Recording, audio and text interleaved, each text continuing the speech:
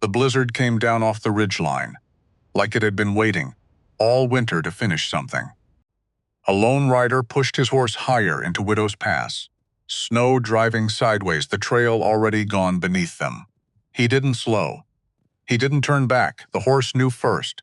It locked its legs on the switchback and refused to move, ears pinned, trembling under the man who kept kicking. Then the snow under the left hoof gave way with a low, wet sigh. The rider went over the edge without a sound, swallowed whole by the drift. The storm kept screaming. The horse stood alone on the broken ledge, reins dangling, stamping at the empty place where its rider had disappeared. Something was still moving down there in the white. Or someone. Redstone, Colorado. December 1880. The kind of cold that doesn't just bite. It settles. Gets into the wood of the walls, the marrow of your bones, the space between your back teeth. The kind of cold that makes a man forget what warmth ever felt like. The town of Redstone sat low in a valley, between two ridgelines. The mountains pressing in from both sides like they hadn't quite decided whether to let the town stay. 60-some families. A church with a crooked steeple. 3 saloons, which told you something about the priorities of the men who'd built this place. By mid-December, the snow came early and mean. It didn't fall so much as arrive. Sudden, heavy. Like something that had been waiting just above the clouds all autumn. Patient, and finally got tired of waiting. The Lucky Saloon was the oldest of the 3. Low ceilings. A bar top worn smooth by 20 years of elbows. A wood stove in the corner that groaned when the wind got bad. On a normal December night, it would have been half full. Men nursing whiskey, playing cards, pretending the winter outside wasn't their problem yet. Tonight it was nearly empty. Because it wasn't a normal December night, Silas Hargrove sat at the far end of the bar. Alone, the way he always sat now. Not because the other men disliked him, not because he'd done something wrong, but because there was a particular kind of grief that made people uncomfortable. The kind that didn't go away after 6 months like it was supposed to. The kind that was still sitting at the same bar stool 2 years later, wearing the same face, ordering the same drink.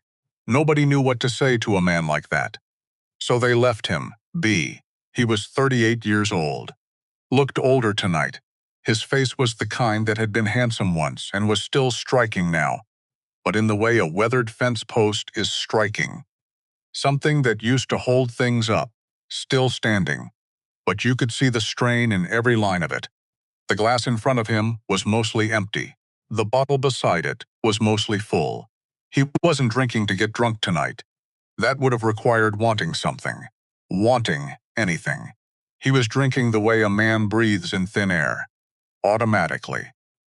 Because stopping felt like more effort than continuing. 2 years. 2 years since Eleanor. He said her name in his head sometimes, the way you press on a bruise just to confirm it still hurts. It always did. It always answered. The barkeep, a thick-necked man named Orson, set a fresh glass down without being asked. Didn't say anything. Just did it. The small kindness of a man who'd run out of words months ago. Silas looked at the glass. Didn't touch it. Outside, the wind picked up. The windows rattled in their frames. Somewhere far above the town, up on the ridgelines, the storm was doing something serious. You could hear it. Low. Constant. Like a sound that wasn't quite a sound. The door to the Lucky Spur opened. Cold air rushed in. 2 ranchers came stamping through, shaking snow from their hats, talking loud. They stopped when they saw Silas. Nodded. He nodded back. They moved to the other end of the bar. He didn't blame them. He barely wanted to be around himself anymore. What most people in Redstone knew about Silas Hargrove. He owned the Hargrove Ranch. 1,200 acres, stretching from the South Fork of Redbuck Creek all the way to the tree line on the western ridge. Best horse operation in 3 counties. Maybe 5. Land that made other men quietly envious and publicly respectful. He'd built it himself, not inherited. Built. Started with 2 horses and a lean-to at 22, added to it every year, hired his first hand at 25, married Eleanor at 27, and by 35 had something worth being proud of. He'd been proud of it. Once, what people in Redstone did not know about Silas Hargrove. For the past 8 months, he hadn't looked at the ranch ledgers. Not once. His foreman, Calhoun Briggs, ran everything, signed the supply orders, managed the seasonal hires, collected payments from buyers as far away as Denver and Pueblo. Silas signed where Calhoun told him to sign, didn't ask questions, because asking questions would have required caring. And caring about the ranch felt like a betrayal of the numbness he'd been building around himself. Care deliberately, the way you pack insulation into walls. Keep the cold out. Keep yourself in. Don't let anything through. He'd gotten very good at it. The numbness was the only thing that worked. Around 9 o'clock, Silas put on his coat. Orson looked up. "Storm's getting bad, I know. You headed home?" Silas buttoned the top button, pulled his hat down, headed out, which wasn't an answer, and they both knew it. He walked out into the night. The cold hit him like a wall. That particular Redstone cold, December cold, the kind that had come down off the Rockies and gathered speed through the pass and arrived in town already furious. He stood on the saloon porch for a moment, hands in his pockets. Looking up, the sky was solid, white-gray.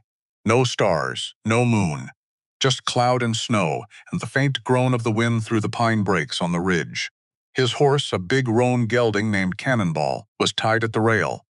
The horse turned at the sound of Silas stepping off the porch, ears forward. Cautious, smart animal. Silas untied him, swung up into the saddle. The cold of the leather went right through his coat. He sat there for a moment, reins loose in his hands. He didn't decide to go to Widow's Pass. That was the honest truth of it. He didn't sit there and think, "I will ride up to the mountain tonight."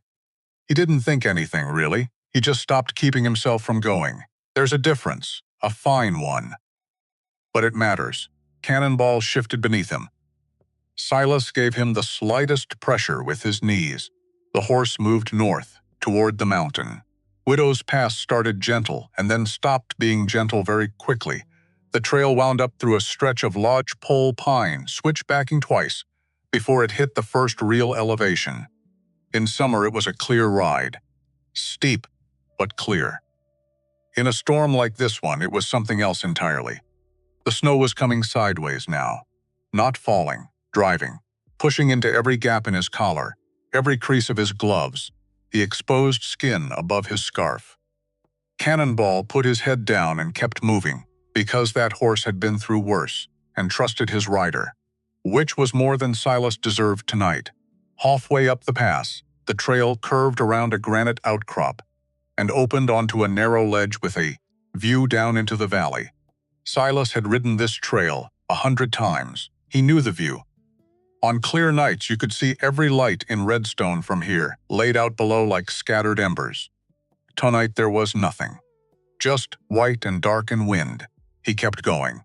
He didn't think about Eleanor's grave specifically. He never did when he was like this. He just knew it was up there. Above the second switchback, tucked into a hollow on the east face, where the wind didn't reach as bad, where the ground was softer, and where Eleanor had once said years ago that she could see 3 separate mountain peaks from the same spot. She'd loved that spot. He'd buried her there because he couldn't think of anything else to do. He was halfway through the second switchback when Cannonball stopped, just stopped, planted all 4 feet and refused to move. Silas clicked at him. Nothing. Pressed with his heels. Nothing. The horse just stood there, trembling slightly. Not from the cold, but from that particular animal knowledge, that something was wrong with the world directly ahead. And then the snow shifted. The angle of it changed for just a moment, and Silas saw why. The trail ahead was gone, or buried, which was the same thing. An overnight drift, deep and featureless, had swallowed the next 30 feet of path. There was no way to tell where solid ground ended. The drop began. Cannonball was right. Silas sat there. The wind screamed through the pass. Snow buried his shoulders. His hands were going from cold to something past cold. He should turn around.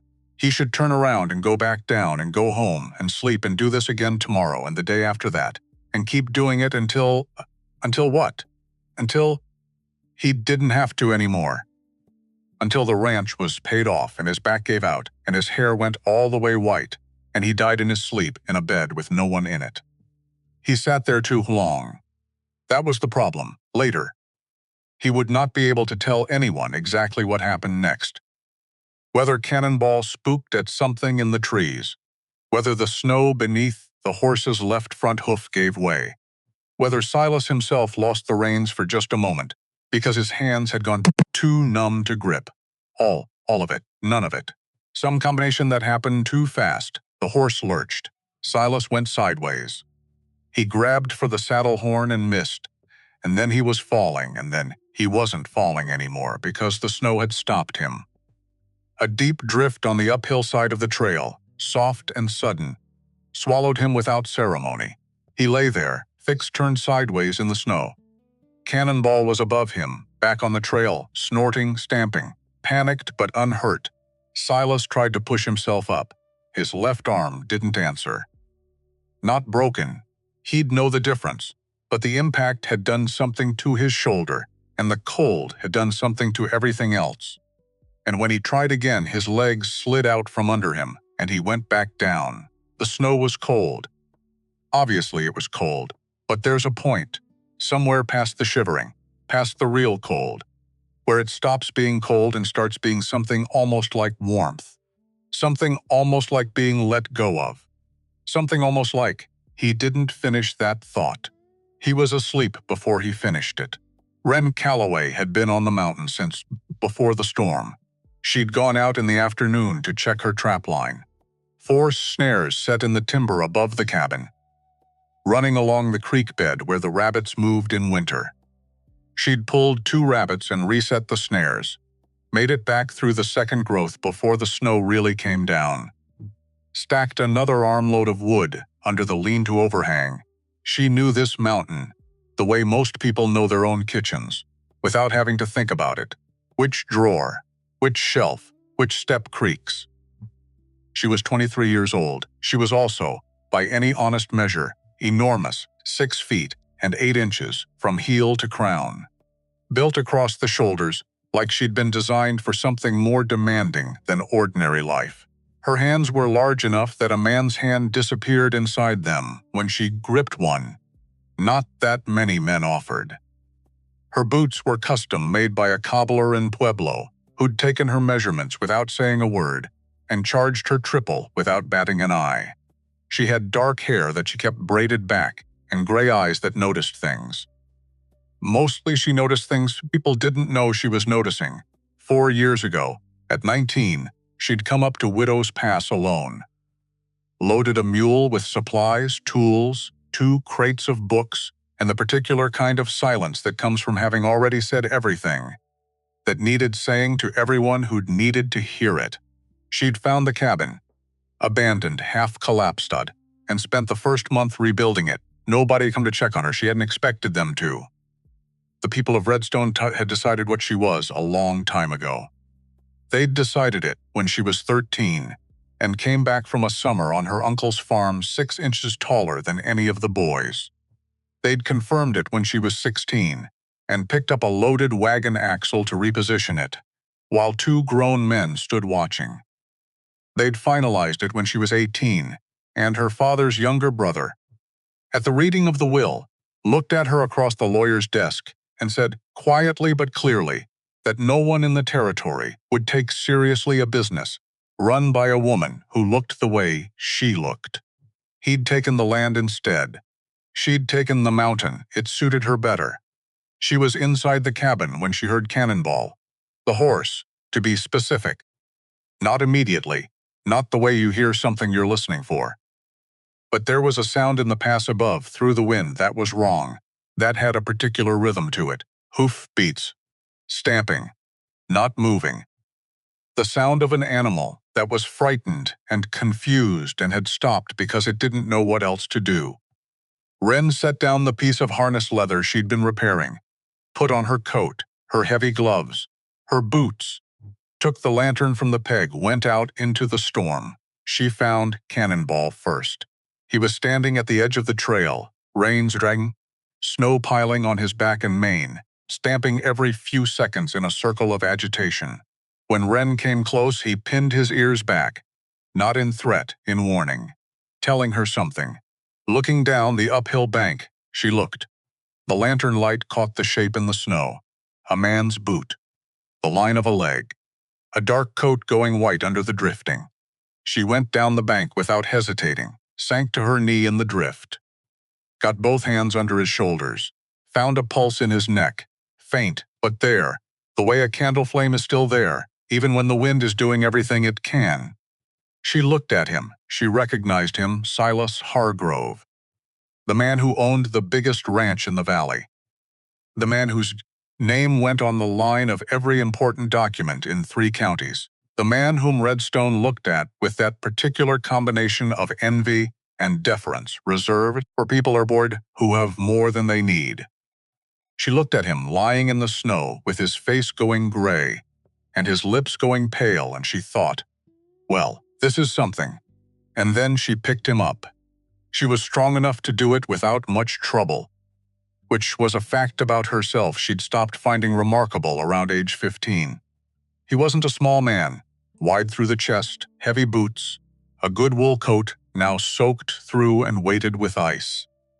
She got him over her shoulder in the way she'd carry a deer carcass.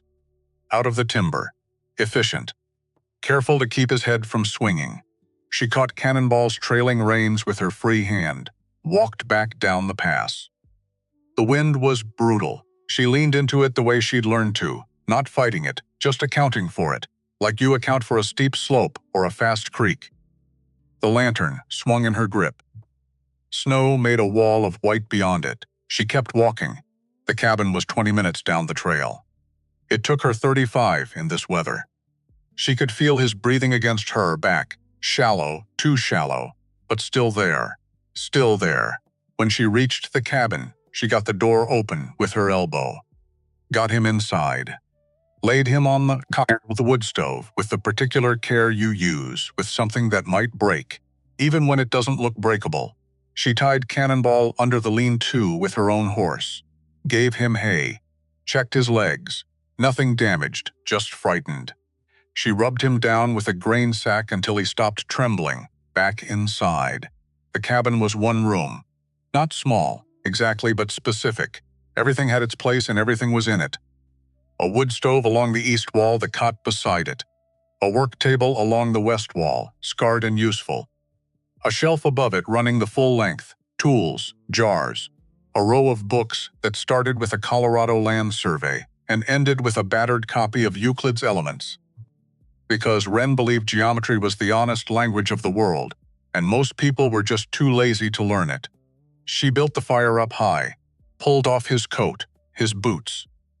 His socks were wool but soaked through. She peeled them off. His feet were pale, not gray yet, not frostbitten through, but close enough that she moved quickly. She wrapped him from feet to chest, in the 2 heavy quilts from the chest at the foot of the cot. Got the small kettle going. Found the dried yarrow on the herb shelf, good for bringing the blood back to the surface, and crumbled a palmful into a tin cup. She worked without talking. She'd been working without talking for 4 years. It came naturally. She pulled the chair to the side of the cot and sat.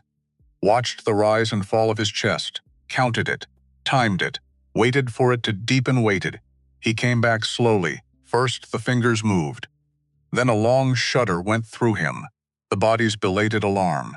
He turned his head, made a sound that wasn't a word yet. She poured the yarrow tea, cooled enough to drink, not enough to be useless, and held it ready. His eyes opened, pale eyes. Something close to gray. He stared at the ceiling of the cabin for a moment, processing the fact that there was a ceiling at all. Then he turned his head and saw her. She watched it happen. The recognition. She's enormous, she's a woman, this makes no sense. And then the thing that came after. The particular flinch, the recalibration. The expression she'd seen on 1,000 faces in her 23 years, that moment when someone looked at her, and their brain worked through its repertoire and landed on dangerous. Not because she'd done anything dangerous, just because she didn't fit. He pushed himself back against the wall of the cot. Fast. Badly. He'd forgotten his shoulder. A sharp sound came out of him. "Don't," she said. "Your shoulder took an impact. Move carefully." He stared at her. She held out the cup, yarrow tea. "Drink it." He didn't take it. "Where?" His voice was wrecked. Rough and thin as paper. "What is, who?" "Wren Calloway." She kept the cup extended, patient as a fence post. "You fell off the trail in the pass. I brought you down. You're in my cabin. Drink the tea." He looked at her, like he was trying to determine if she was real. She was used to that too. "My horse," he said, under the lean-to, fed and covered. "He's fine. You, on the other hand." She looked at him steadily. "Drink the tea." Something moved behind his eyes. He was a man used to giving instructions, not receiving them. She could see him working through that. Working through where he was and who she was, and what had happened, and whether any of this was acceptable. He took the cup, drank, made a face at the taste. "It works," she said. "Taste's not the point." He looked down at the cup. Up at her, down at his own hands wrapped in quilts. He was putting it together. She could see him putting it together. The mountain, the snow. The fact that he was alive and dry and warm inside a stranger's cabin in the middle of the worst December storm in 3 years. He opened his mouth. "You don't need to say it," she said. He closed it. "You're Silas Hargrove." Not a question. She'd known before she'd picked him up. He nodded. "I know who you are," she said. "You don't know who I am, which is fine. Most people in Redstone don't. Not really." She stood, moved to the stove, poured herself a cup of plain water. "There's another quilt in the chest if you get cold again in the night. The fire'll hold till morning if I bank it right." She came back to the chair, sat, picked up the piece of harness leather she'd been working on before, pulled the awl from her pocket, went back to work. He watched her. She could feel it. The way you feel weather coming in off the mountains, that specific pressure. She didn't look up. He was trying to figure her out. That was fine. People always tried to figure her out, and they always started from the same place. The size of her, the strangeness of her, the fact that she didn't behave the way the size and strangeness seemed to predict. And then they either got further or they got stuck there and couldn't move on. She waited to see which kind he was. After a while, he said, "I need to get back in the morning," she said. "Tonight, no," he paused. "No?" She looked up. "Steady, the pass has drifted over, trail's gone. You'd ride off the edge in 40 feet, and this time I wouldn't find you until spring." She looked back down at the leather. "Morning. Sleep." He stared at her. "I don't take orders from." He stopped. She didn't help him finish the sentence. Just waited, all in hand, eyes on her work. From who? From a woman? From someone my size? From someone whose name I don't recognize and whose cabin I've never heard of, and who just saved my life and whom I'm currently dependent on for survival. From who exactly, Mr. Hargrove? He didn't finish it. Good. "Your shoulder'll be worse tomorrow, if you don't sleep," she said reasonably. "The cold got into your fingers. You need to stay warm and still through the night, or you risk losing feeling in 2 of them." She pulled a stitch tight. "I'm not asking you to like it. I'm telling you what's true." The silence that followed was long, heavy, and then, slowly, he lay back down. She didn't say anything about it, just kept working. The fire went well. The cabin held its warmth. Outside, the storm did everything storms do in December, in Colorado, which was considerable. And inside the cabin, the lantern made its small yellow circle, and the wood stove ticked and settled, and the 2 of them were in the same room and not talking. Which was fine. She'd been alone for 4 years. She knew how to be quiet. And she'd learned in those 4 years that there were different kinds of silence. The silence of a place with no one in it. And the silence of a place where someone was there, but choosing not to speak. The second kind had texture. This one had a lot of it. Around midnight, she got up to bank the fire. She moved around the stove, added 2 logs from the pile beside it, adjusted the damper. When she turned around, Silas was watching her from the cot. Still awake, eyes tracking her across the room. She went back to the chair. Sat. "There's a book on the middle shelf," she said. if you can't sleep. Colorado Land Survey, 1876. Boring enough to put most people out. His eyes went to the shelf. She watched him actually look at it this time. Not just register that there was a shelf. Look at what was on it. She saw the shift. The small change in his face. He read the spines. Or tried to. The lantern light wasn't generous, but she'd organized them years ago, and she knew what was there. Land Survey. Geological Formation of the Rocky Mountain Range, Volume 2. Practical Botany for Western Territories. A Surveyor's Manual from 1871. Jefferson's Notes on Virginia, which she'd read until the binding gave out, the Euclid at the end. He stared at that shelf for a long time. She went back to the harness strap. The awl made a soft, regular sound. The stove settled. You live alone, he said. Not a question. An observation offered carefully, like he was testing the temperature of something. 4 years, she said. Up here. Yes, he was quiet. Then, by choice. She didn't answer that one right away. She pulled the awl through leather, set the next stitch. By necessity first, she said finally. By choice after. She didn't explain the difference. If he was smart enough, he'd understand it. If he wasn't, explanation wouldn't help. He was quiet for a while. She kept working, then he said, The Land Survey. Is it yours? Everything on that shelf is mine. I mean, you read it. I read everything I own. She looked up, briefly.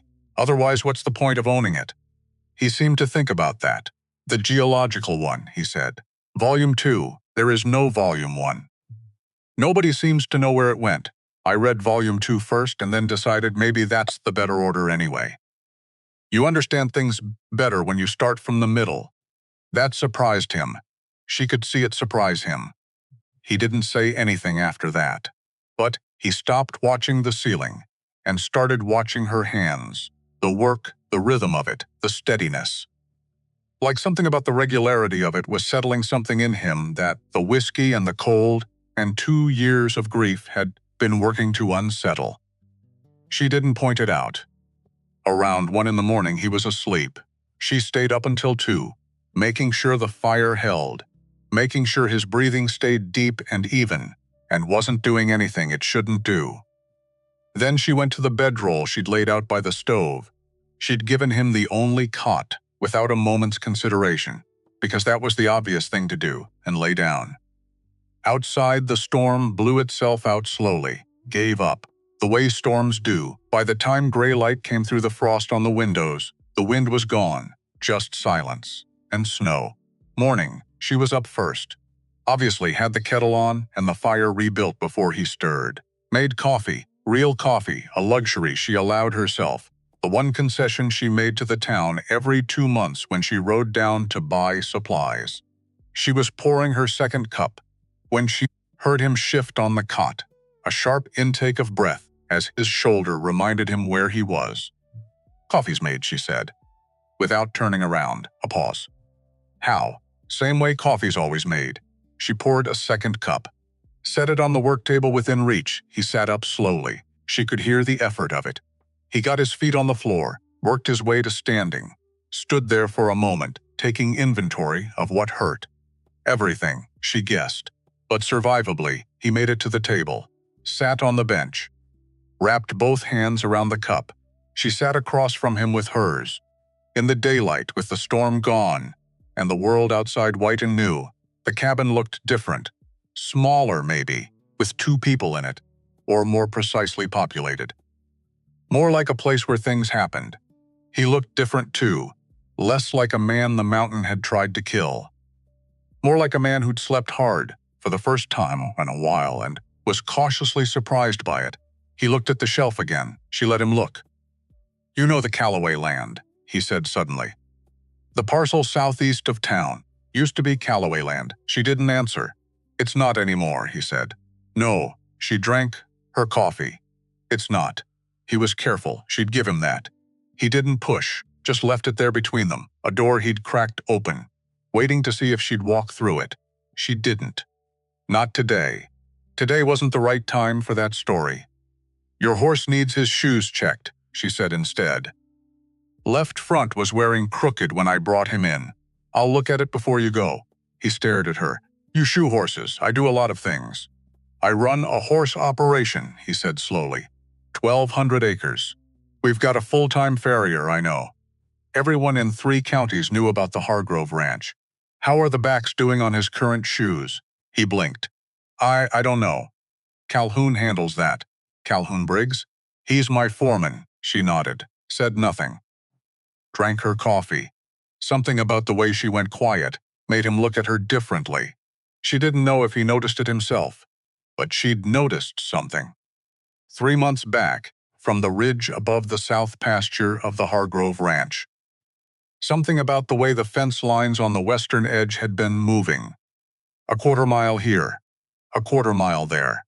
The way land moves when someone's surveying it again. Who shouldn't be. She hadn't said anything then because she hadn't been asked. She filed it away. She was very good at filing things away.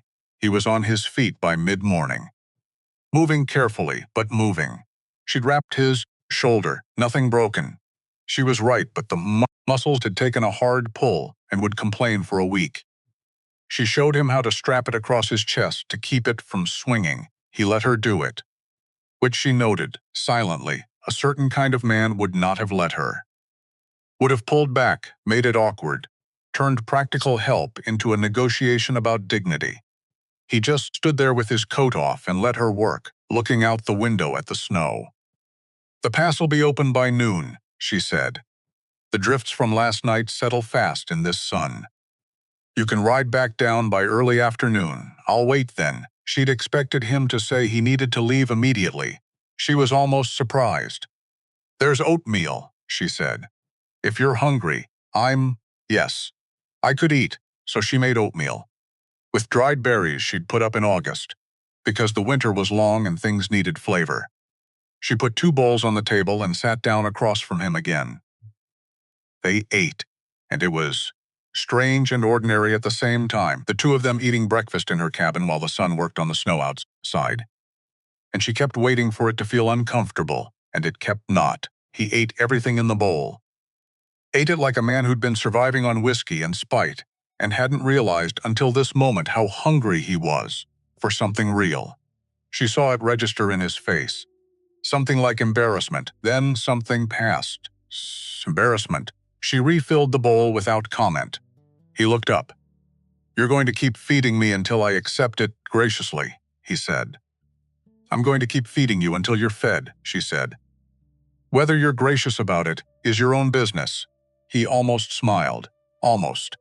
It didn't quite make it all the way to his face, but it was close. She looked away before he noticed she'd noticed. Near noon she went to check the pass, left him in the cabin. She went up the trail alone, the snow crunching under her boots in that particular new snow way, and she climbed to the point where the trail narrowed above the first switchback and looked ahead. The drifts had settled. The wind had packed them flat and the morning sun had done the rest. The trail was passable. Not easy, but passable. She stood there for a moment, looked up at the mountain. From here, on a clear day, she could see the Hargrove land spread out below the valley, could see the fence lines on the western ridge, could see, if she looked carefully, which she always did, the small markers someone had been setting. Survey stakes. The kind you only put down when you're planning to claim land, or reclaim it, or claim it for the first time under a name that isn't the one on the current deed. She'd been watching those stakes move for 3 months. She looked at them now, counted 4 new ones since October. She turned and went back down to the cabin.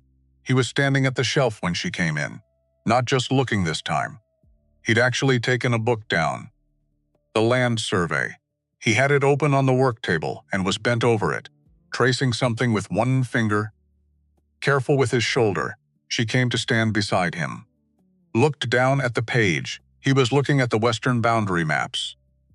The section that ran along the tree line above the Hargrove South pasture. She said nothing. He straightened slowly. Looked at her. These property lines, he said. On the western ridge, yes. They don't match what I remember. She was quiet for a moment. When did you last ride that fence line? She asked. He thought about it. Genuinely thought. Before Eleanor died. So 2 years at least, maybe 3. She nodded, looked at the map, looked at him. You should write it again, she said, when the ground clears. Soon. That was all she said. But she said it the way she said things that mattered. Not loud, not dramatic, just placed it there firmly, like a stone set in a foundation.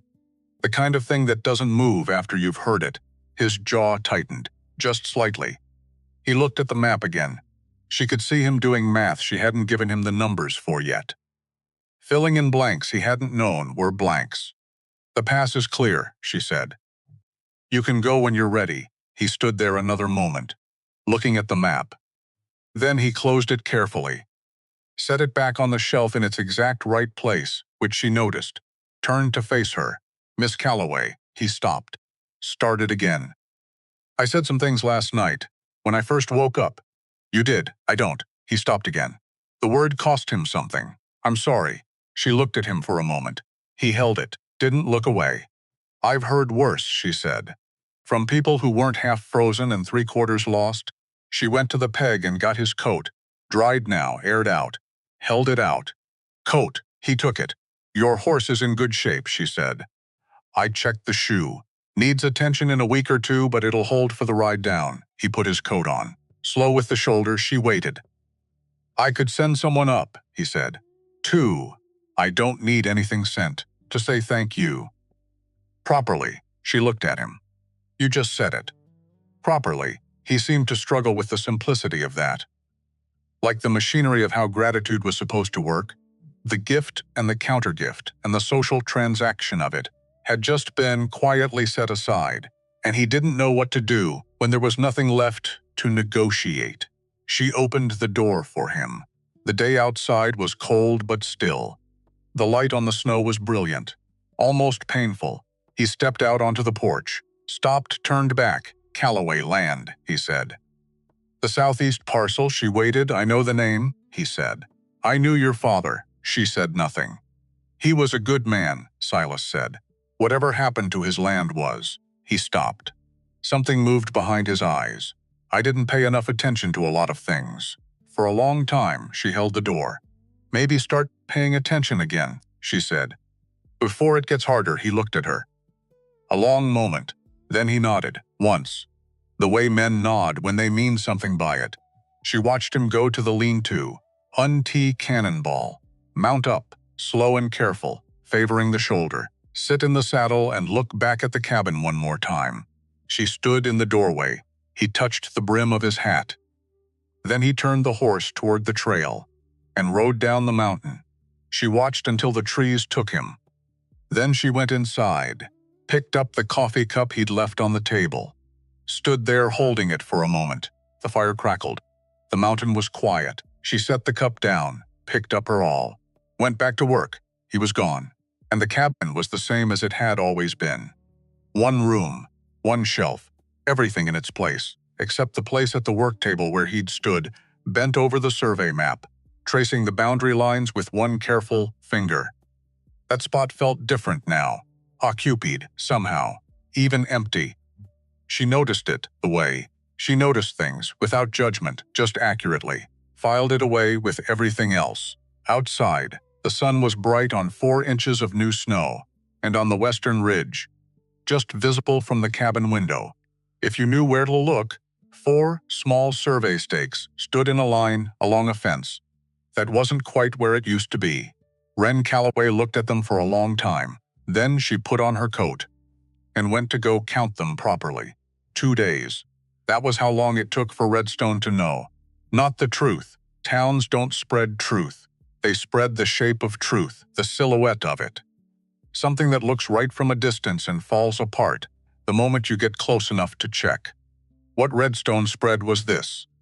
Silas Hargrove had gone up Widow's Pass, drunk in a blizzard, had fallen off his horse, and had been found by her, the giant woman who lived on the mountain, who everyone had spent 4 years pretending didn't exist, unless they needed a reason to feel better about their own lives. By the time Silas rode back into town, the story had lapse on him. He came in on a Tuesday morning, cold, clear. The kind of day that follows a hard storm and pretends it had nothing to do with it. He rode Cannonball down Main Street at a walk, shoulder tight under his coat, face carrying that particular expression he'd been wearing for 2 years. The one that said, "I am here, I am present. Do not mistake that for caring." People looked. He was used to people looking. What he wasn't used to was the specific quality of this particular looking. Something in it had shifted. Some of the deference was gone. Not all of it, but enough that you could feel the gap where it used to be, the way you feel a missing tooth with your tongue. He rode to the livery, handed Cannonball to the stable boy, walked to his office above the feed store, the small space he kept for paperwork when he didn't feel like riding out to the ranch, which lately was always. He sat down at the desk, and for the first time in 8 months, maybe longer, he opened the ledger. The numbers took him an hour to understand, not because they were complicated, because he kept hoping he was wrong. Kept going back to the previous column, the previous month, the previous quarter, looking for the mistake that would make everything line up the way it should. It didn't line up. There was money moving that shouldn't be moving. Supply costs that were too high by a margin, too consistent to be error. Payments to vendors he didn't recognize, a pattern that only looked like a pattern if you were looking, which he hadn't been, which someone had counted on. He closed the ledger, opened it again, closed it. He sat very still for a long moment, looking out the narrow window at Main Street below. The snow, the foot traffic, 2 women coming out of the dry goods store, a dog trotting past with somewhere important to be. Calhoun Briggs handled everything. That was what Silas had told himself. That was the whole arrangement. Calhoun handled everything so Silas didn't have to. So Silas could exist inside the particular gray fog of grief that had settled over him after Eleanor and never quite lifted. The fog was real. He wasn't pretending the fog. But he had let it become convenient. He'd let a lot of things become convenient. He picked up the ledger, put it under his arm, and went to find Calhoun. Calhoun Briggs had the face of a man who'd never been caught at anything. Open, weathered. The kind of face that said, "I'm just a working man, same as you. Nothing complicated here." He was in the ranch yard when Silas arrived, talking to 2 of the seasonal hands, gesturing toward the south paddock, easy and authoritative in that way he had. The way he'd always had. The way Silas had mistaken for competence for 6 years. He saw Silas coming, smiled. Warm, immediate, Silas. He came forward, hand extended. "Hell of a scare you gave us. Heard what happened up on the pass. You all right?" "The shoulder. I need to talk to you, of course." "Come inside, I'll get." "About the ledger." A pause, very small. The length of a single heartbeat, and then the smile came back. Just as warm. Just as immediate. Which was when Silas knew. An innocent man takes a moment to be confused. Guilt doesn't need a moment. Guilt already knows what you're referring to. "Sure," Calhoun said. "Easy. Let's have a look." They sat at the table in the ranch office, side by side over the ledger, and Calhoun explained. He was good at it. The supply costs. Price of grain was up across the territory. Hadn't Silas heard? Bad harvest in Kansas. The vendor payments. New supplier out of Colorado Springs. Better quality, worth the premium. The pattern that had bothered Silas. Just the natural ebb of a large operation. Things didn't always balance quarter to quarter. That was why you had a good foreman. Every answer ready. Every answer reasonable. Every answer delivered with the patient, slightly sad tone of a man who was used to explaining difficult things to someone who'd been a little absent lately, who'd had a rough go of it, who maybe wasn't quite back to himself yet. Silas listened, nodded in the right places, said almost nothing. Calhoun finished, sat back, let out a small breath. The breath of a man who'd just solved something.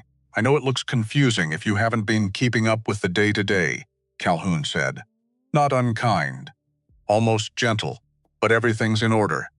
"I've been on top of it, I'm sure you have," Silas said. He picked up the ledger, tucked it back under his arm, stood up. "I'll be riding the western fence line this week," Silas said. Once the ground firms up, Calhoun's jaw moved. Once. Not quite a response. Gone before it became one, of course, Calhoun said. Want me to send a couple of the boys with you? No, Silas said. I'll go alone. He walked out. He needed to go back to the mountain. That was the thing he didn't say out loud. Didn't write down, didn't fully admit to himself. Until he was halfway through the valley on a Thursday morning. Heading north, toward Widow's Pass with the ledger, in his saddlebag and Ren Calloway's, words sitting in his chest where he couldn't put them down. Ride the fence line before it gets harder.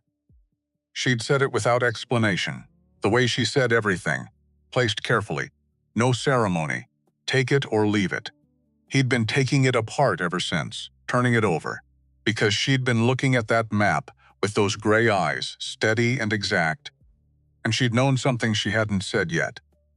And he'd left before he asked her what it was, which now seemed like the most avoidable mistake he'd made in a year full of them.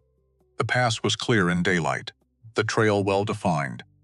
He took it slowly, favoring Cannonball's pace, and climbed through the lodge poles and the first switchback and the second, and by the time he reached the fork that led to the cabin, he'd started to wonder what exactly he was going to say. Hello. I looked at the ledger. You were right and I don't know how you knew, or, I'm sorry to bother you. I just need someone to talk to who isn't going to tell me everything is fine when it isn't, or nothing. Maybe, nothing, maybe just show up and see what happened. He'd gotten good at surviving one moment at a time. He could probably manage that. She was outside when he arrived. Around the south side of the cabin, splitting wood with an efficiency that was almost meditative, the axe came down. Log fell into two pieces. She stacked them, reached for the next. She didn't look up when he rode in, but she knew he was there. He was certain of that. He tied Cannonball to the porch rail. Stood for a moment. You're back, she said. I said I'd check the shoe. The shoe was fine. I know, she set another log on the block. Swung, clean through, stacked it. Coffee's inside, she said. So, that was that, then. He went inside and poured himself coffee and stood at the work table and waited. She came in. 10 minutes later, took off her heavy gloves, washed her hands in the basin, poured her own cup, sat across from him. He put the ledger on the table between them. She looked at it, looked at him, didn't ask, just waited. Numbers don't line up, he said. How far off? Enough to matter, she nodded once. Slow. And the western fence line, he said. The survey stakes I'd need to look for. How long have they been there? She considered him for a moment. That particular steadiness of hers. The kind that wasn't coldness, just patience with form and substance to it. 3 months, she said. Maybe a little more. I noticed them in September. From the ridge above your south pasture, he absorbed that. You've been watching my land. I've been watching the mountain, she said. Your land is part of what's on it. I notice things that change. She looked at him evenly. Those stakes changed. Can you show me? She was quiet for a moment, then she stood. Went to the shelf, pulled down a roll of paper he hadn't noticed before. Not the land survey, something else. She unrolled it on the work table. A map. Hand-drawn. In pencil. With that geometric precision he'd seen in her bookshelves. Every line clean. The valley. The ridgeline. His property boundaries as he knew them. And then, in a second color, second set of lines. Running. Parallel to the first. But not identical. Shifted. A quarter-mile west at the north end. Closer to a third of a mile at the south. 4 small X marks along the new line. Survey stakes. He stared at the map. His property drawn twice. What it was, and what someone was quietly arguing it should be. Who drew this, he asked. I did. He looked up. When? Over the past 2 months. A little at a time. Every time I went to the ridge, she tapped the X marks lightly with one finger. These moved 3 times. Someone's adjusting them. Testing where they can get away with. Testing because the owner hadn't been watching. Because the owner had been sitting in the lucky spur, drowning 2 years of grief in whiskey and absence, and no one had been minding the edges of things. He felt the guilt of it land on him. Not new guilt. Old guilt wearing a new coat. which was somehow worse. "There's a company," he said slowly, "in the ledger. Denver. Name I don't recognize." She didn't react. But he wasn't certain, but he thought that she already knew. The name he was about to say, Meridian Land and Cattle, he said. She was quiet for just a breath too long. "I've seen that name before," she said. "Where?" She went to the chest under the cot, lifted the lid, rummaged, purposefully. She knew exactly what she was looking for, and came back with a folded piece of paper, old, creased deep. She unfolded it, laid it beside the map. It was a letter, or part of one. The bottom third of a page, no header, no greeting, just the body and a signature block. She tapped the signature, Meridian Land and Cattle Company, Denver, Colorado. Below it, a second signature. A name he recognized, C. Briggs. Acting representative, the paper was dated 14 months ago. He read it, write it again. The letter was authorization for a surveying expedition in the Redstone Valley area, on behalf of a private land acquisition. Estimated completion. Spring of the following year. Which was this spring? He set it down. "Where did you get this?" "It blew off the trail below your south pasture," she said. "Last October. I picked it up because paper doesn't belong on a mountain and I was going to burn it, but I read it first." She paused. "I kept it because I didn't know yet what I was going to do with it." He looked at her. "Why are you giving it to me now?" She looked back. Those gray eyes. Patient, exact. "Because now you're asking," she said. He stayed longer than he'd planned. Not the whole day, but long enough. Long enough to go over the map carefully. Long enough to copy down the measurements she'd noted, the dates, the positions of each stake as she'd found them. Long enough to drink 2 more cups of coffee and eat the bread she'd made that morning, dense, dark, with something sharp in it she said was dried juniper berry, which sounded unlikely and tasted better than anything he'd eaten in months. They didn't talk constantly. That was something he kept noticing. The way the silence between them wasn't uncomfortable. Wasn't something that needed to be filled. She'd go quiet and work on something, and he'd go quiet and think, and then one of them would say something that mattered, and the other would answer, and then they'd go quiet again. He'd forgotten what that felt like, to be somewhere and not feel the pressure, to perform okayness at someone. At some point late afternoon, the light, going amber through the window. He said, without particularly planning to, "She used to do that." Wren looked up from the harness work. "Make bread," he said. "Eleanor. Different kind. Lighter. With dried apples if we had them." He looked at the half-eaten piece in his hand. "She'd make it on Sundays. Kitchen would smell like the whole week was going to be all right." He hadn't meant to say that. He wasn't sure why he had. Wren said nothing, which was the right thing. He didn't need her to say anything. He just needed to have said it to someone who wouldn't immediately try to fix it or hurry it along or tell him. She was in a better place now. The fire crackled. "She sounds like someone who knew what she was doing." Wren said finally. "She did." He ate the last of the bread.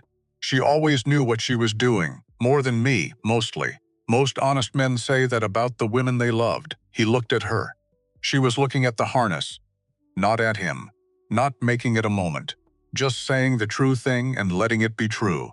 He was quiet for a while. Then she left a letter. Apparently, he stopped. "I don't know that for certain. Sheriff Creel mentioned it, said she'd written something." Before she passed, he stopped again. "I haven't," he said. "It was when I was ready. Are you?" Longest pause yet. "I don't know, that's honest," she said. "I've been a lot of things in the past 2 years," he said. Honest wasn't always one of them. Not with myself anyway. She looked up then.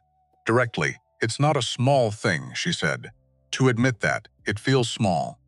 From inside it, most true things do." He looked out the window. The sun was going. The mountains were doing that thing they did at dusk, turning colors in sequence, purple and orange, and then a deep blue that wasn't quite night yet, but wasn't quite day anymore either. "I should get back down," he said. "You should," he stood, rolled up his copy of the notes, buttoned his coat. At the door he stopped. "Thank you," he said. "For the letter. For the map." He paused. For not making it into something, she considered him. Come back when you've ridden the fence line, she said. Tell me what you find. It wasn't an invitation exactly. It was more like an instruction. Delivered the same way everything she said was delivered. Simply, directly, without performance.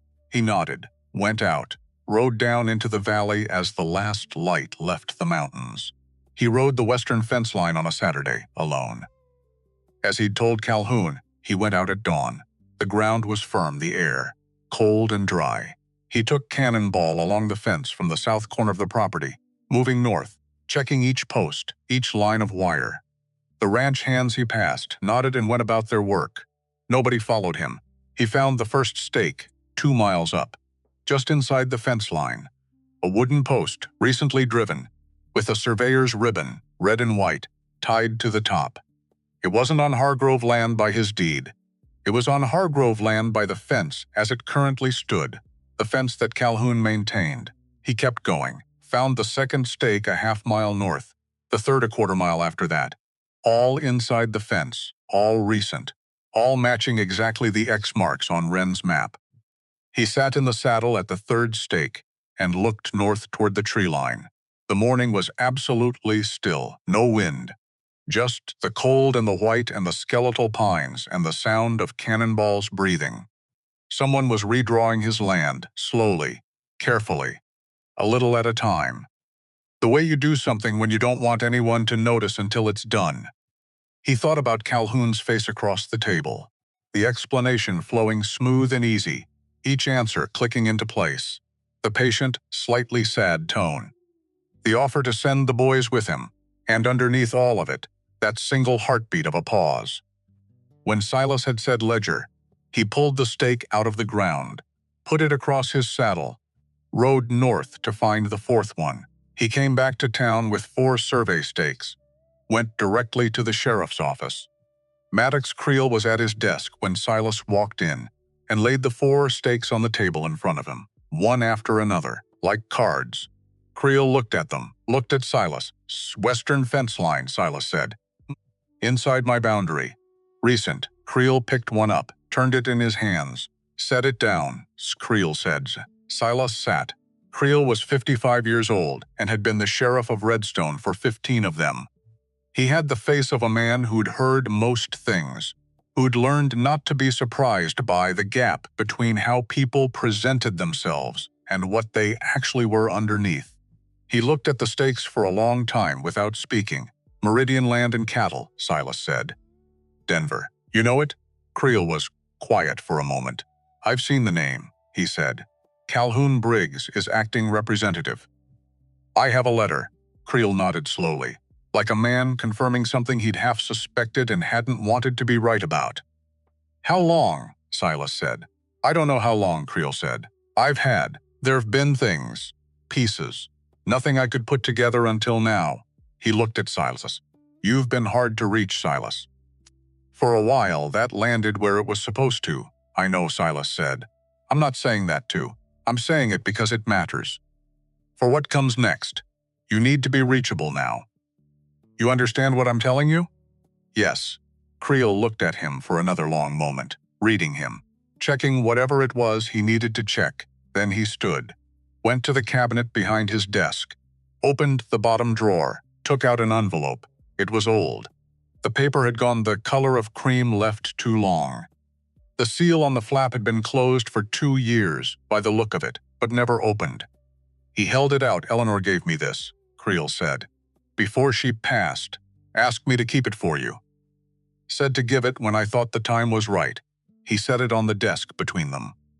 I've been waiting on your right time for 2 years. Silas looked at the envelope. His name, on the front, in her handwriting. He knew her handwriting the way he knew her voice, the particular slant of it, the way she crossed her T's, with a single flat line like she meant it. The envelope sat on the desk. He didn't touch it. I'll give you a minute, Creel said, and walked out. He sat alone in the sheriff's office for a long time, the envelope on the desk, his hands on his thighs. He'd thought about this, about whether she'd left anything, whether there was something she'd wanted to say that the illness had taken before she could. He'd thought about it in the abstract, the way you think about a door you're not sure you want to open. Here was the door. He picked it up. The paper was heavy. Eleanor had always bought good paper. She'd said cheap paper was for people who didn't think what they were writing mattered. He broke the seal, unfolded it. 2 pages. Her handwriting. Not hurried, deliberate. The way she wrote everything. He read it. She didn't begin with, I love you. He'd half expected that. Instead, she began with a memory. A specific one, from their first winter in Redstone, before the ranch was anything. They'd had a one-room cabin, smaller than Wren's. Even. And they'd run out of wood in a January cold snap, and she'd found him at 3 in the morning, trying to split ice-covered logs, in the dark, with a hand axe, and had stood in the doorway, laughing until she couldn't stand up. He'd been furious about the laughing. He'd forgotten about that memory completely. She'd remembered it as one of the best nights of their life. He read on. She wrote about the ranch, about the land, about how she knew he'd let things go when she was gone, because that was what he did when he was overwhelmed. He didn't fight. He retreated. He went very still and waited for the hard thing to pass, which was good for some hard things. She'd always loved that quality in him. But land didn't wait. People didn't wait. The world kept moving whether you were watching or not. She wrote, "Don't let the grief make you smaller than you are. You have never been a small man. Not once. Not even in the worst of it," she wrote. "You will meet someone who surprises you. Not a replacement. Not a consolation. Just a person you didn't expect. Let yourself be surprised," she wrote at the end, in that flat, decisive handwriting. "I loved our life. Every hard inch of it. You gave me something real. That's not nothing. That's everything. Go be Silas again." That was the last line. Go be Silas again. He sat for a while longer. Not crying, exactly. The feeling was different from crying. More like something long under pressure, very slowly releasing. Like the ground after a freeze that's gone on too long. When Creel came back in, Silas was folding the letter. Carefully, putting it back in the envelope. He put it in his inside chest pocket, where his heart was, approximately. "She was smarter than both of us," Silas said. "Most women are," Creel said. "I've had 40 years to make my peace with that." Silas stood. "Calhoun Briggs," he said. "Yes, he knew I went up the mountain that night." Someone told him. Creel went very still. "Go on," Creel said quietly. He didn't come looking. Silas looked at him steadily. "He knew I was up there in a blizzard, in December, alone. And he didn't come." He picked up his hat. "I want to know who told him.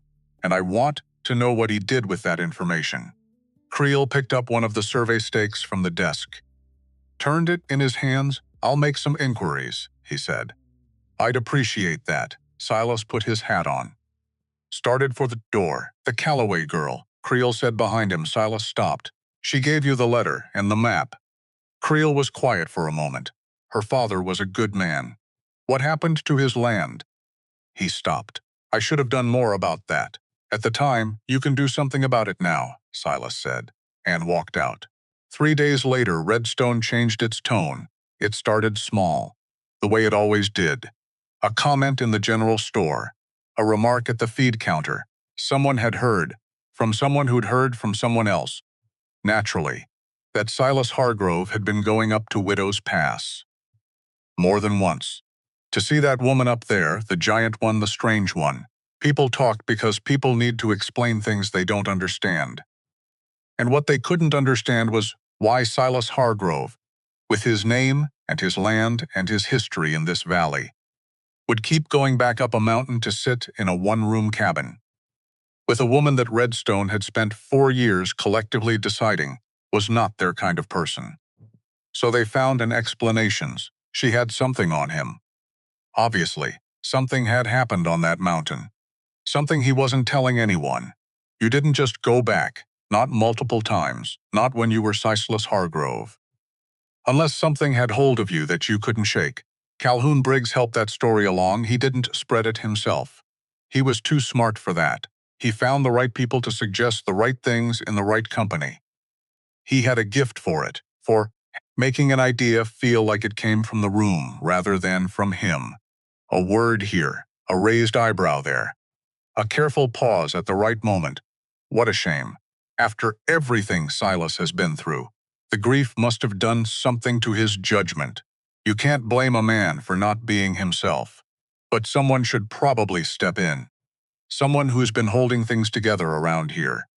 Someone who's had the ranch's interests at heart all along. By Thursday, the story had a shape.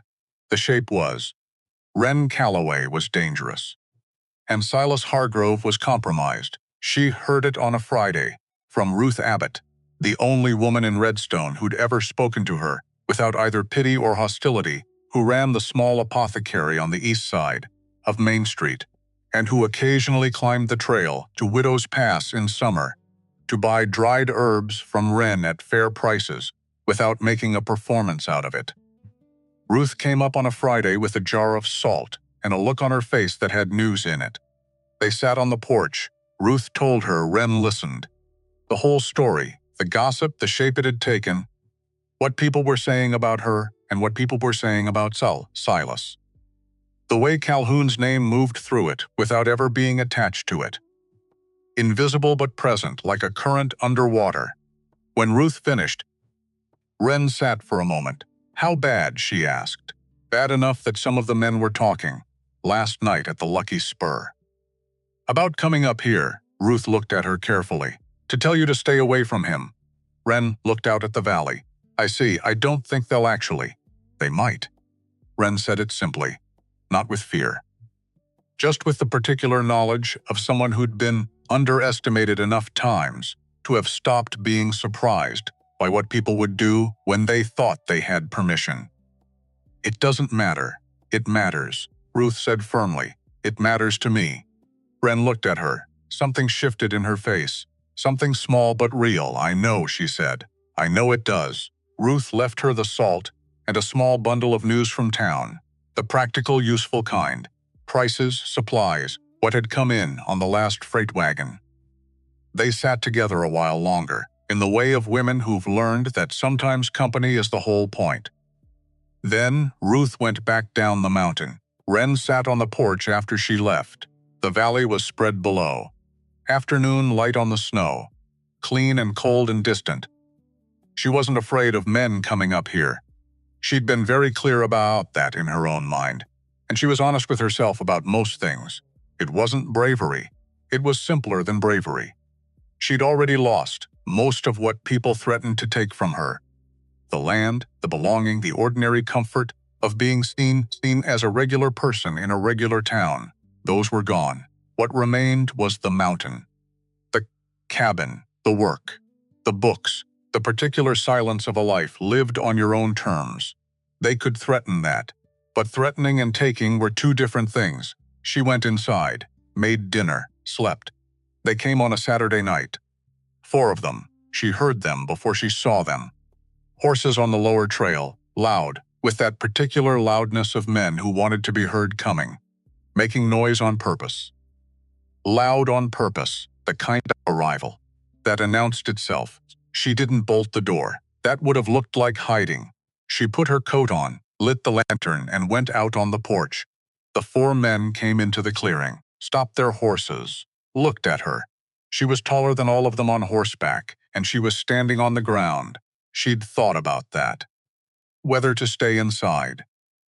Whether to make them come to the door. But there was something in her that refused the position of person being confronted. She'd rather be the person standing outside in the cold meeting them, directly. She held the lantern, waited.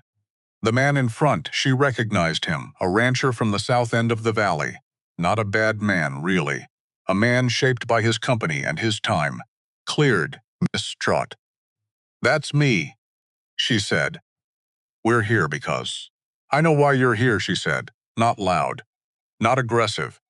You can say it if you want, but I know why. He shifted in the saddle. Behind him, the other 3 were quiet. 2 of them weren't looking at her directly. That told her something. People are concerned, the man said. About Silas Hargrove. He's been coming to see me, she said. Yes, and people feel. I know what people feel. She held the lantern steady. I've known what people feel about me for most of my life. It's not new information, Silence. She looked at the four of them, one by one, not in challenge, not in anger. Just in the way she looked at things she needed to understand clearly. Silas Hargrove is a grown man, she said. He makes his own choices. He came to me. I didn't go to him. She paused. The first time he came here, he was unconscious in the snow. The mountain kept him that night. Not me. She looked at the man in front.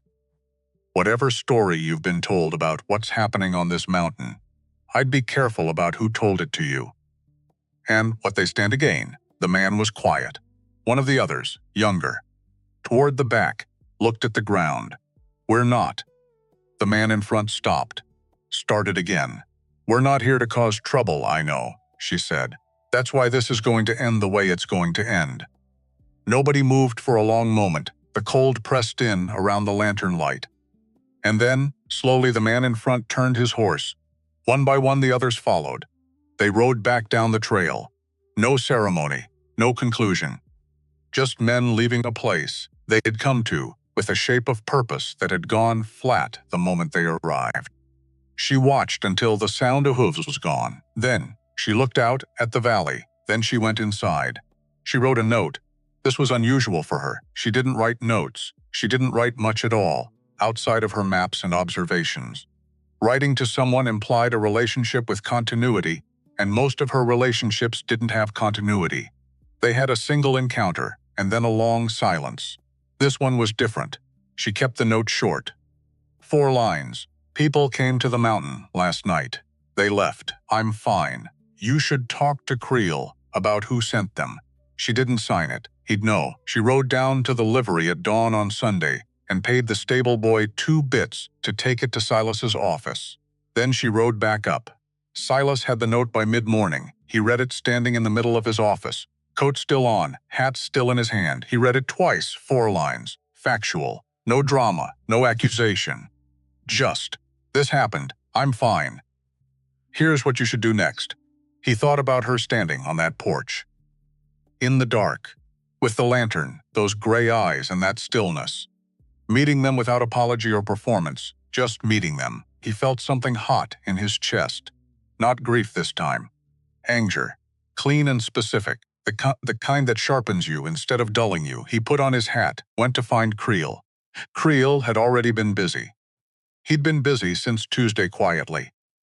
In the way he was quiet about most things, methodical, without announcement, turning over stones one at a time, what he'd found. The surveying expeditions on the western fence line had been contracted through Meridian Land and Cattle, confirmed. Meridian was registered in Denver under a name that appeared only in the registration, a name that existed on no other legal document in Colorado, a paper name, a shell. The real money behind Meridian, based on what Creel's contact in Denver had been able to find, traced through 2 more companies before it stopped being traceable. But the man who'd done the paperwork, who'd signed as notary on the original Meridian registration, was a lawyer named Aldous Vane, out of Colorado Springs. The same Aldous Vane who had served as the legal representative for the estate of Philip Calloway. 4 years ago, when Philip Calloway's land passed out of the Calloway family's hands, Silas stood in Creel's office and let that connect. Calhoun, Vane, Meridian, Hargrove land, Calloway land, the same machinery, the same method, the same patient, gradual redistribution of things that belonged to people who weren't watching closely enough, Vane. Silas said. He's in Colorado Springs, Creel said, but he has an arrangement with the circuit court here. He comes through Redstone every other month. Creel looked at him. He's due next week. Can you hold him? If I have enough. Creel looked at the stakes on the desk, looked at the copy of Wren's letter. I'm getting there. I need a little more. What kind of more? Someone who knew about the arrangement from the inside. Creel folded his hands on the desk. Someone who can speak to the intent, not just the paperwork, Silas thought. Calhoun has a man he let go last fall, Silas said slowly. Hand named Prairie. Calhoun said he was stealing. I didn't look into it. He stopped. I didn't look into anything. Where's Prairie now? Pueblo, I think. Maybe Trinidad. I can find him, Creel said. If he was let go to keep him quiet, he'll want to be found, Silas said. If he's been sitting on it for 7 months with nobody listening. Creel nodded. Silas stood. One more thing, Creel said. Silas waited. Those men who went up to see Miss Calloway. Creel looked at him steadily. I know who organized that. I know the name. Silas's jaw tightened. Is it the name I think it is? Calhoun didn't go himself, Creel said. He never does. But yes, it's the name you think it is, Silence. Then we move fast, Silas said. We move careful, Creel said. There's a difference, and the careful version works. Silas looked at him. She was standing on that porch alone in the dark, Silas said. With 4 men on horses, I know. Move careful, Silas said. But move, he went out. He went back to the mountain that afternoon. He didn't announce it, didn't think too hard about it. Just went. The way you go back to the one place in the world where things make sense when everything else is a tangle. She was in the lean-to when he arrived, sharpening a draw knife against a whetstone, slow and even, the sound of it carrying across the yard before he'd even dismounted. She had a system, he'd noticed. Always something being worked on. Always something useful happening in her hands. She looked up when he came in. Looked at him for a moment. You're angry. I was angry, he said. I've settled. Good. She went back to the knife. Anger's useful. Settled anger is better. He stood in the lean-to entrance for a moment. Then he went and sat on the wood pile across from her. Not close. Just present. I talked to Creel, he said. He's finding Prairie, she nodded. And Vane is coming through Redstone next week. She was quiet for a moment. Her hands kept moving. Vane notarized the Calloway estate paperwork, she said. Not a question. He looked at her. You knew. I suspected, she said. I didn't have the connection to Meridian. I only had the name from the estate paperwork. She pulled a stitch tight. I've had it for 4 years. I didn't know what to do with it. She looked up. Brief and direct. I'm not someone people listen to. The plainness of it. No self-pity, no bitterness, just a statement of observable fact, delivered by someone who'd been managing that fact for a long time. They're going to listen now, he said. She studied him. Because of you, she said. Not critically, not gratefully, not gratefully. Just accurately, because the evidence is there, he said. I'm just the one with the standing to bring it forward. She was quiet. I don't know if that's fair, he said. It's not, she agreed. But it's real. And real is what we have to work with. He nodded. She went back to her work. He sat on the woodpile in her lean-to, while the afternoon light moved across the snow, and the mountain was very quiet around them. And he thought about Eleanor's letter. About the last line, go be Silas again. He thought he might be starting to understand what that meant. Not the Silas before Eleanor. You couldn't go back and you shouldn't try. But the Silas who built things, who watched his fence lines, who paid attention to what was actually happening instead of letting the grief be a reason to look away. That Silas, maybe that Silas could still exist. Wren, he said. She looked up. Thank you, he said. For the note this morning, you needed to know, I know, but you didn't have to. He held her gaze. You could have let it go, decided it wasn't your concern. She looked at him for a moment. You came back to ask me about the map, she said. Nobody in this valley has ever come back to ask me anything. She looked down at her work. You came back. So I kept paying attention. He sat with that Sybil as a stone. Waited as a mountain. He stayed until the light was nearly gone. Helped her carry the wood inside without being asked. She let him do it without making it into a thing. They stacked it in silence by the stove. He put on his hat at the door. It's going to get harder before it's done, he said. Most things do. You'll be all right up here? She looked at him. I've been all right up here for 4 years, she said. What's different now is that someone's asking. He thought about that the whole ride down. The mountain going dark behind him, the valley coming into view below. What's different now is that someone's asking. He rode into Redstone with his shoulders straight and his eyes open, and Eleanor's letter against his chest, and 4 survey stakes in his saddlebag. And for the first time in 2 years he felt like the land around him was something he was going to fight for, Not because he had to, because he'd finally woken up enough to want to. Aldous Vane arrived on a Wednesday. He came on the morning stage from Colorado Springs. Small man, neat. The kind of neat that takes effort. Pressed suit, despite the road dust, hat brushed clean, boots polished to a mirror. He carried a leather satchel that never left his hand. Had the face of a man who'd spent 30 years making complicated things sound simple, and simple things sound complicated, whichever served him better at the time. He checked into the Redstone Hotel, ordered lunch sent. To his room, was arrested before dinner. It didn't happen the way Silas had imagined it, which was fine. Most things that actually worked didn't happen the way you imagined them. They happened faster, messier, with less ceremony and more paperwork. What happened was this. Creel had found Prairie. It took him 4 days and 2 telegrams, and a favor owed to a deputy in Trinidad, but he found him. Prairie was 26 years old, working at a livery in Trinidad, and had been sitting on 7 months of anger with nowhere to put it. When Creel's telegram arrived, not asking, just saying, "I know what Briggs did to you, and I think you know things that matter." Prairie was on the next northbound stage. He arrived Tuesday night.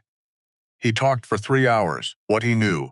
Calhoun had been feeding information to Meridian Land and Cattle for over a year. Property assessments, deed records. Silas's financial picture, the full picture, not the one Calhoun showed Silas.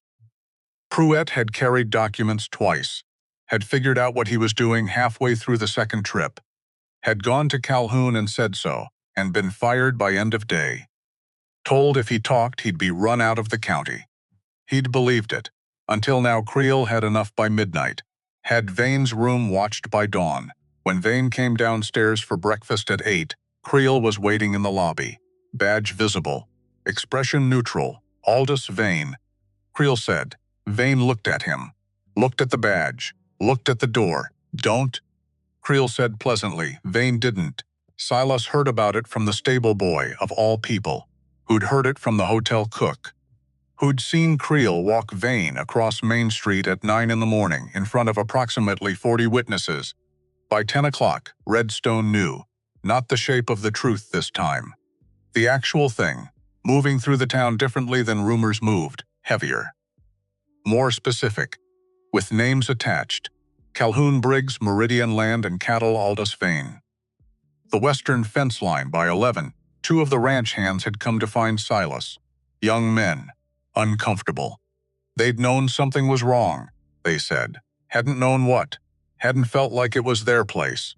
Silas listened to them. Didn't blame them out loud. Thanked them. Sent them back to work.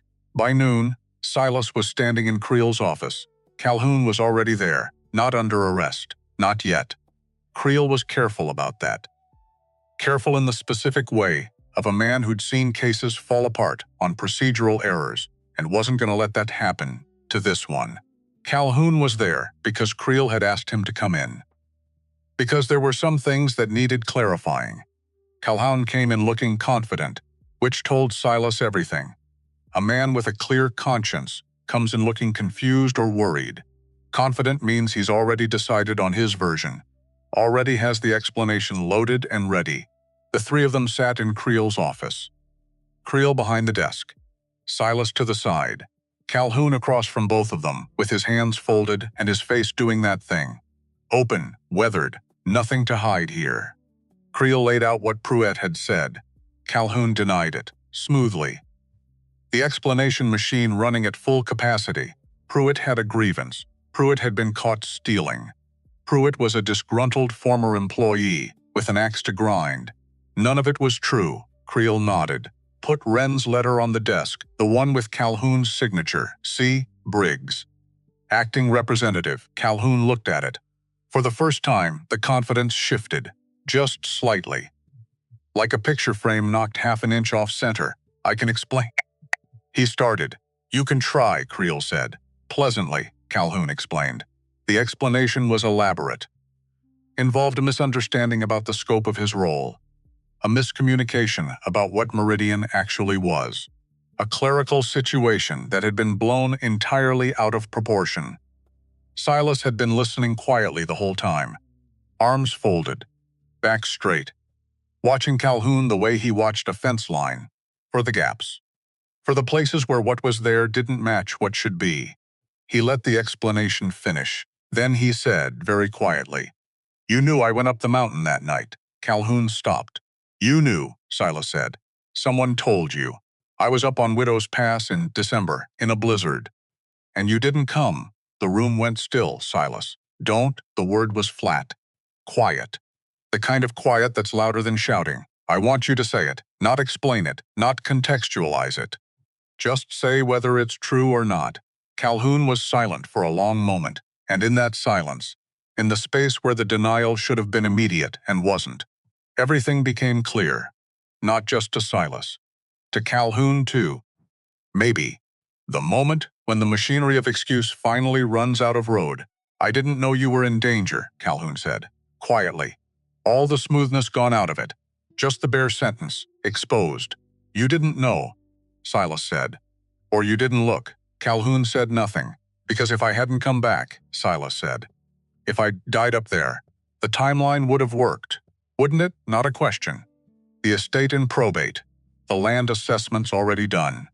A buyer, Meridian, already in position." He looked at the man across the table. 6 years. 6 years of trust, of delegation, of letting someone else run the thing he'd built. "How long were you planning it?" Calhoun looked at the desk. That was answer enough. The formal charges took the rest of the week to process. Creel was methodical. Vain, confronted with Pruett's testimony and the documentary evidence, chose cooperation over loyalty faster than anyone was surprised by. He gave names, dates, account numbers. The shell company structure of Meridian unraveled like a poorly made knot. Quickly, and all at once, 2 surveyors who'd placed the stakes on Hargrove land gave written statements. The land broker in Pueblo, when contacted by telegraph, confirmed the transactions. Calhoun Briggs was formally arrested on a Friday afternoon. He walked out of the ranch house, the house Silas had built, the house Eleanor had kept a garden beside, with Creel on one side and a deputy on the other, Ani. And he walked past the ranch hands who'd worked for him, who stood watching, and he didn't say anything to any of them. Silas watched from the porch. He didn't feel triumph. He'd expected to, maybe.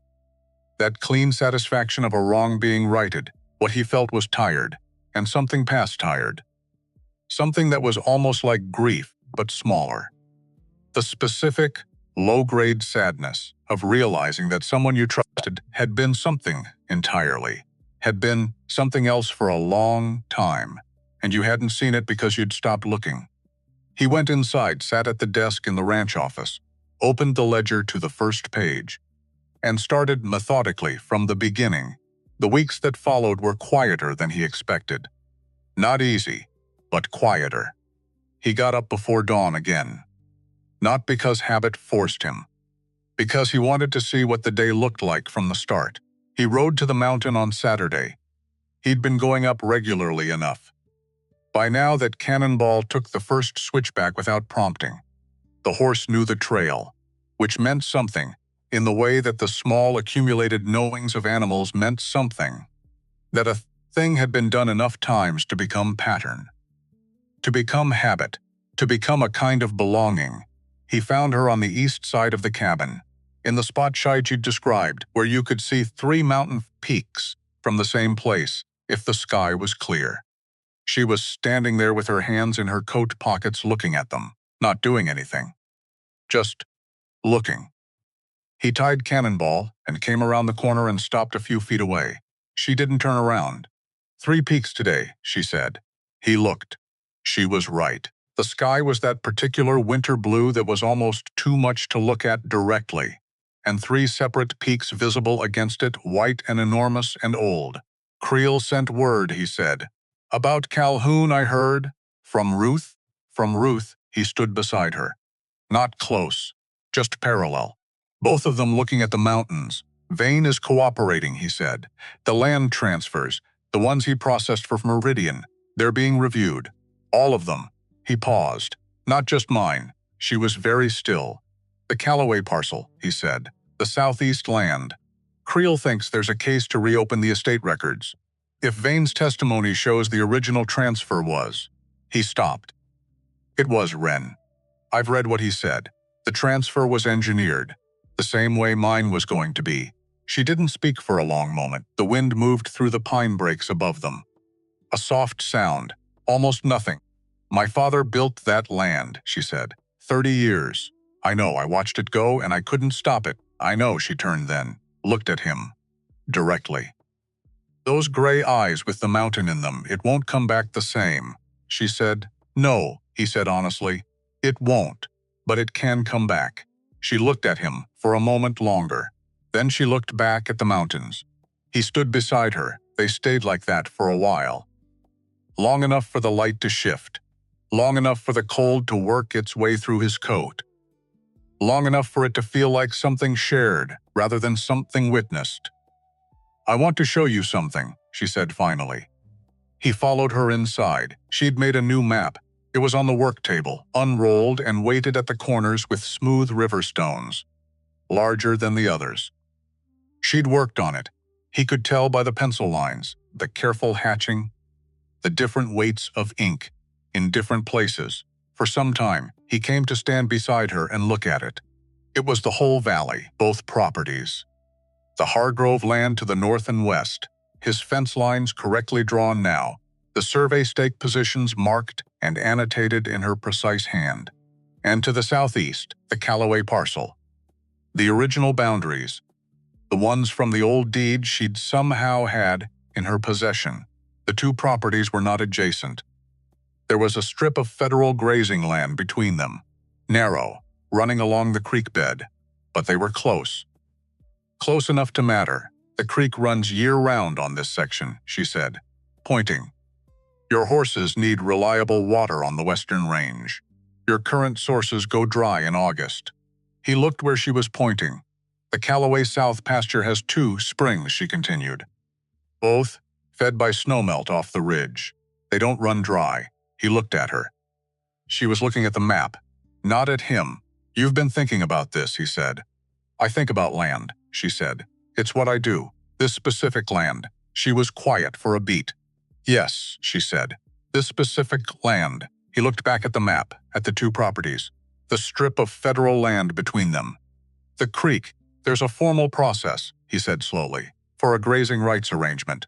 On the federal strip, I know the process. Of course you do, Volume 2, she said, without looking up. Chapter 14. He almost smiled, almost made it all the way. This time, if your land comes back through the estate review, he said carefully, and if the grazing arrangement could be arranged. 2 operations. Shared water access on the creek crossing, he looked at the map. That's not a small thing. No, she agreed. It's not. It would take time to set up properly. Most things worth setting up do. He looked at her profile, the steadiness of her. The way she stood, never trying to make herself smaller, never apologizing for the space she took. He'd noticed that from the first night, that quality of existing without apology, that he'd spent 2 years trying, and failing to locate in himself. You'd have to come down to the valley, he said. More than you do now, to deal with the legal end, the estate review. Creel will need a statement from you, she nodded slowly. I know. People will. I know what people will do, she said. They've been doing it for years, she finally looked at him. The difference now is that there's something worth coming down for. He held her gaze. She was 23 years old. He was 38. Between them, a mountain. 4 years of her solitude. 2 years of his, a blizzard. A survey map. A letter from a dead woman who'd told him to go be himself again. This doesn't have to be. He started. I know what it is, she said. And what it isn't, she said it simply, without embarrassment. I'm not confused about it. I wasn't suggesting. I know you weren't. A pause. I'm saying I'm not either. He looked at the map again. 2 pieces of land. Close but not adjacent. Between them, a narrow strip of something neither of them owned yet but might in time learn to share. It seemed right. Actually, as a start, he went to Eleanor's grave on Sunday, the first Sunday of the new year. January now. The mountain cold was different in January. Less aggressive than December, more settled. As if the worst had already been said, and what remained was just the fact of winter, steady and honest. He rode up the pass alone. No storm this time. Just the cold and the trail and the sound of cannonballs breathing. He found the spot above the second switchback, the hollow on the east face. The small stone marker he'd set with his own hands 2 Januaries ago. Rough granite, her name cut into it by a man Colorado Springs, who'd done it carefully because Silas had asked him to Eleanor Grace Hargrove. He tied Cannonball to a pine and walked the last 50 yards on foot, stood in front of the marker, took off his hat. He'd stood here before. Plenty of times. In the first months almost every week, later less. Then not at all. Because not coming felt like its own kind of management. He could contain the grief if he didn't give it a location, or so he'd thought. As if grief needed a location, as if it hadn't just lived in him everywhere he went. He stood for a while, just stood. The air was still. Below, through the trees, the valley was a patchwork of white and brown and the dark lines of fence. From here you could see the Hargrove land clearly, the long sweep of the south pasture. The fence line on the western ridge corrected now, the stake positions removed, the land reasserting its actual shape. You could also see, further east, a smaller property, the Callaway parcel. The southeast land, fallow now, unheld, waiting for whatever came next. 2 pieces of land. He put his hat back on, and then he talked to her. Not long, not elaborate. He wasn't a man who spoke in paragraphs when sentences would do. He told her about the ledger, about Calhoun, about the stakes on the western fence and what Creel had found and how it had ended. He told her he was sorry it had taken him so long to look. He told her about the ranch hands, who'd come to his office to say they'd known something was wrong, about how he'd thanked them and meant it. He told her about the mountain, about the cabin and the one-room space that was so full of useful things. About a woman who could read a land survey and split wood with the same even attention. About gray eyes that noticed everything and a voice that said the true thing without ceremony. He told her, "I think I'm starting to understand your letter," he told her. "I'm not the same. But I think I might be finding the parts worth keeping." He stood a moment longer. The winter sun came through the pines at a long angle, hit the granite marker and made it look, briefly, warm. He picked up a bunch of dried bunchgrass from beside the tree line, Eleanor's bunchgrass. The kind she'd always said smelled like summer even in winter. The kind she'd kept in a jar on the kitchen windowsill, and set it against the base of the stone. Then he put his hand flat on the stone for a moment, just that, stepped back, put his hat on, walked back to his horse. He didn't look back. Not because he was putting her away, not because he was done, but because the looking back was done. Because going forward didn't mean erasing, it meant carrying differently, lighter in the hands, closer to the heart. He mounted up, started down. The town meeting happened on a Tuesday. It wasn't planned as a town meeting exactly. Creel had called people together to hear the summary of the Meridian case, the charges, the evidence, what the outcome would mean for the various property holders in the valley who'd been affected. Legal matters required public accounting. That was the law. But it became something else, because Wren came down from the mountain.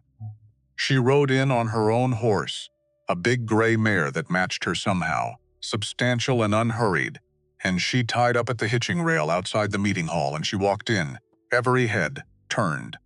She was used to that. She found a place near the back wall, stewed, didn't take a seat because the seats were sized for different people, and she'd learned long ago that trying to fit into furniture built for someone else just made everyone uncomfortable in different ways. She stood against the back wall and waited.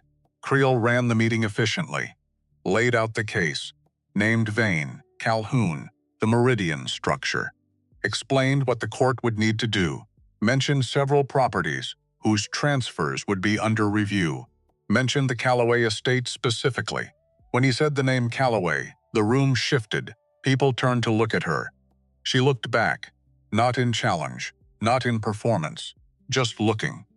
The man from the south end of the valley, the one who'd come to her porch with 3 others on that Saturday night, was in the 3rd row. He found her eyes, held them for a moment. Then he looked away. Then he looked back and nodded. She nodded back, that was all. But it was real. Silas spoke near the end. He hadn't planned to. Creel had covered the legal matters thoroughly. But there was something sitting in the room. A particular quality of collective embarrassment. That thing that happens when a community has to reckon with the gap between the story it told itself and what was actually true. And he thought someone should name it. Since he was partly responsible for it, he stood. "I owe an account to the people in this room," he said. The room was very quiet. "I've been absent," he said. "I know that's not news to anyone here. I've been absent from my own property for 2 years. And I've been absent from this town. And I've been absent from the things that needed my attention." He looked around the room. "Calhoun Briggs was able to do what he did because I let a gap open up. I'm not saying I'm responsible for what he chose to do with it. But I left the door open, and I need to say that plainly." He paused. "The other thing I want to say is this." He looked toward the back of the room, at Wren. "Miss Calloway gave me information that helped break this case open. She's been watching this valley from the mountain for 4 years. She's been watching it careful years. Doing work that most of us didn't know was being done." He looked at the room again.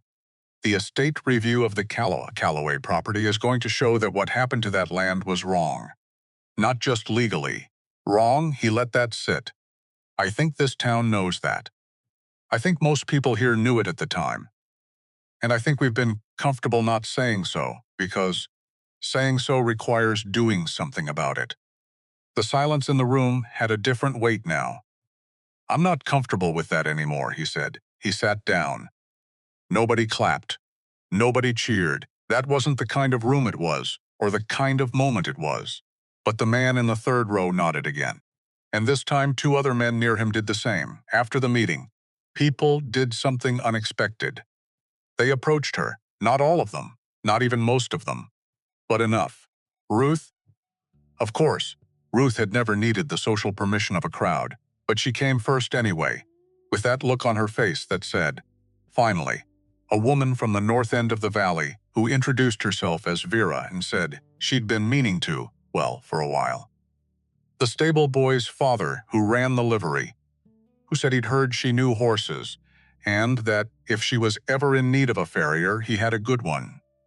Small things, practical things, which were more honest than grand gestures, and Wren knew the difference. She accepted them without ceremony, said her name when asked, answered questions directly, didn't perform warmth she didn't feel, but didn't withhold the warmth she did feel either, and she felt more than she'd expected to. It was Silas who ended the evening. He came to stand beside her as the room was clearing. Close enough to speak quietly. "You all right?" he asked. She considered the question honestly. "More than I expected," she said. He nodded. "Creel thinks the estate review will take 2 months," he said. "Maybe 3, I can wait," she said. "I've been waiting for 4 years. 3 months is nothing. While you're waiting," he said. "The grazing arrangement. I'd like to file the paperwork for the federal strip." She looked at him. "Even before the estate review comes through?" she asked, especially before. He looked at her steadily. "I'm not filing it as leverage. I'm filing it because it's the right arrangement, and I want it on record before the legal situation is settled. So it can't look like you're doing it because you got your land back." Yes. She understood that, the precision of it. The care about appearances, that wasn't about appearances at all but about integrity.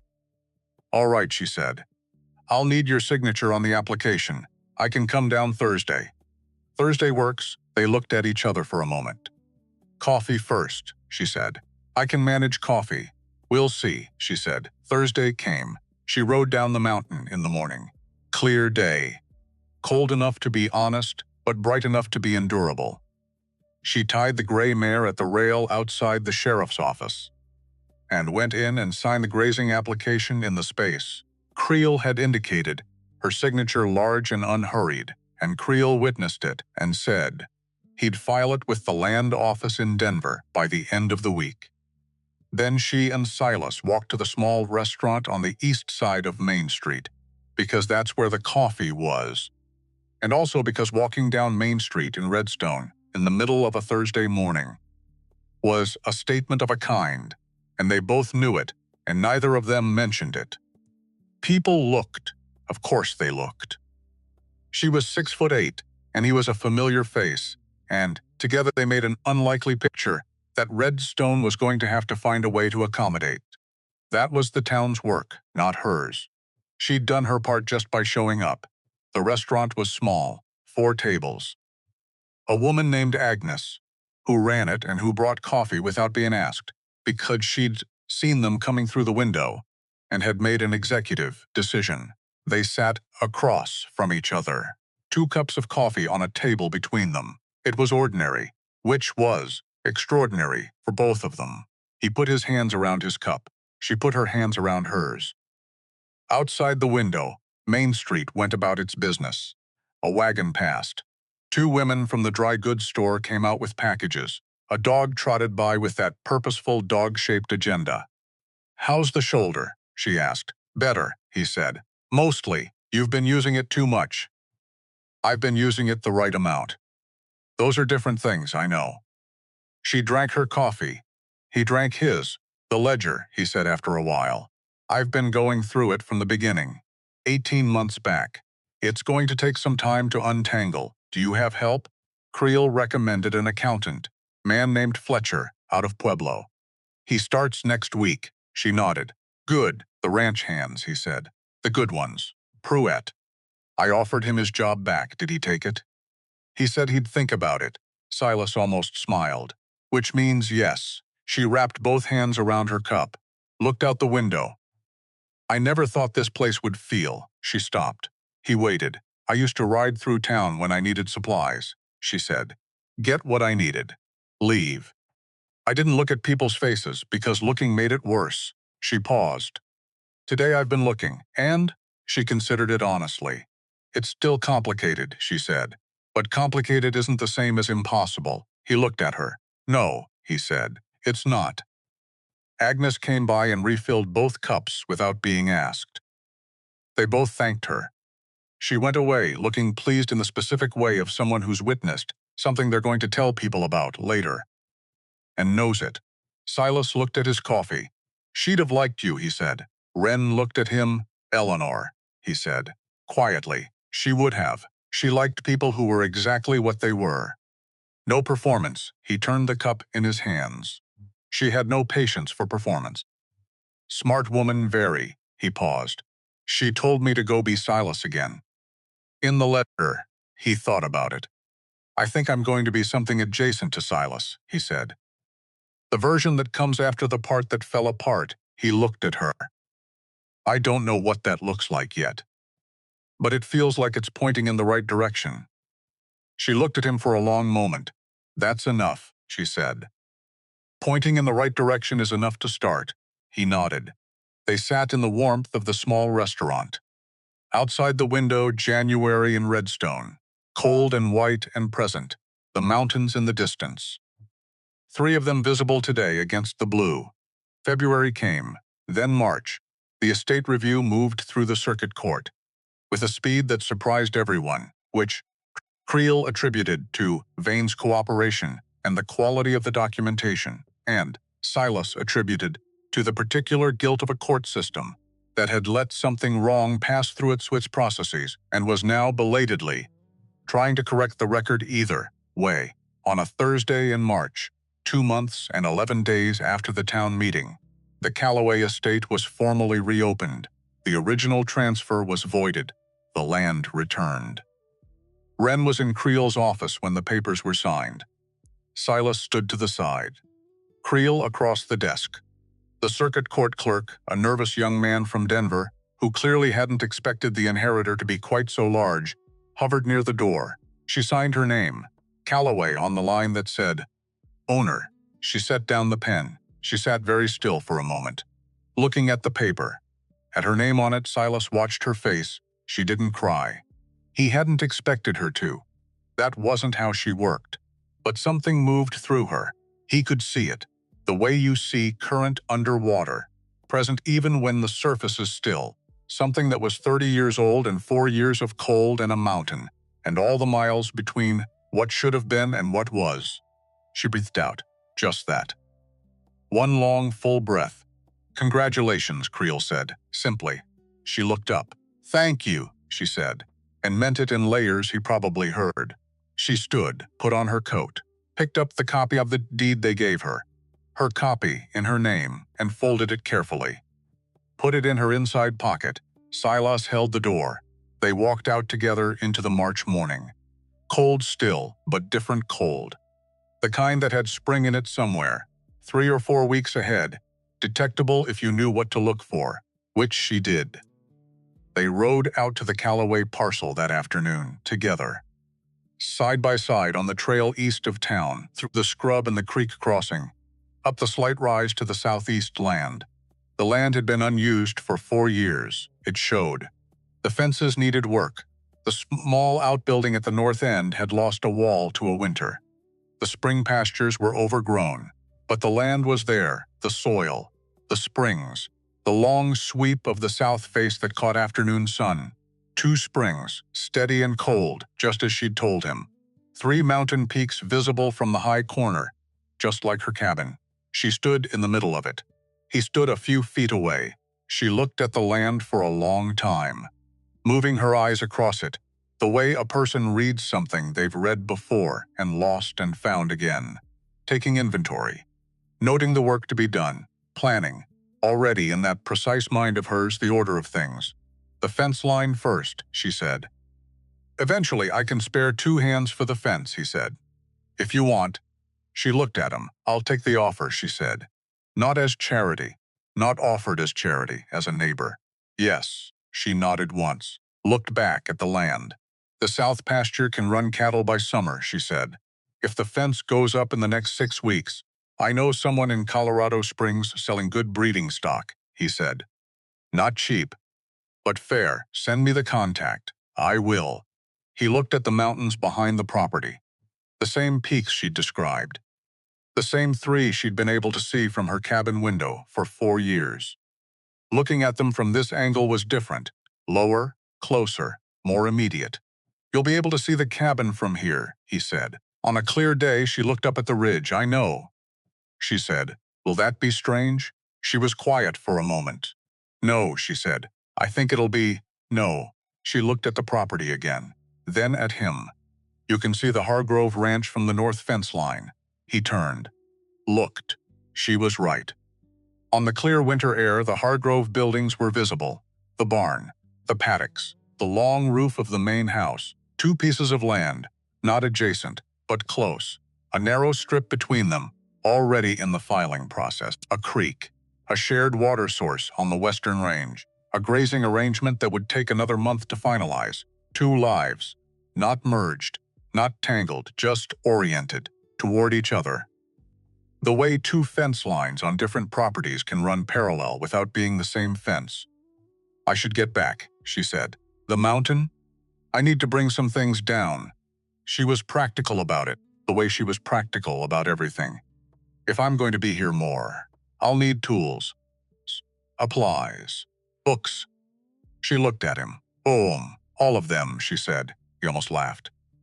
"Almost made it all the way. I'll send the wagon up Thursday," he said. "I can manage." "With the books and the tools and the supplies all at once?" She was quiet for a moment.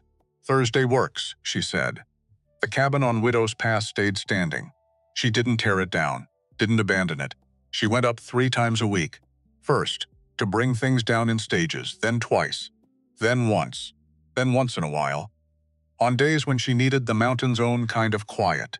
The kind you couldn't find anywhere lower, or when she wanted to see the valley from above, or when she just wanted to be in the first place, that had been entirely hers. The trap line she stopped checking. The animals came back gradually. The rabbits. Then the foxes that followed the rabbits. Then, one morning in late April, A pair of mule deer standing in the clearing behind the cabin, looking at the empty structure with the calm assessment of animals deciding whether something has been abandoned enough to be reclaimed. She watched them from the tree line, let them went back down the mountain on a Thursday in early April, when the snow had pulled back enough to show the first brown grass on the south-facing. Silas came to the Calloway property to see how the fence was going. The 2 hands he'd sent had made good progress. The south line was done. The west line was half finished. They were good workers, moved efficiently, didn't require supervision. Wren was on the east corner, not watching the workers, working.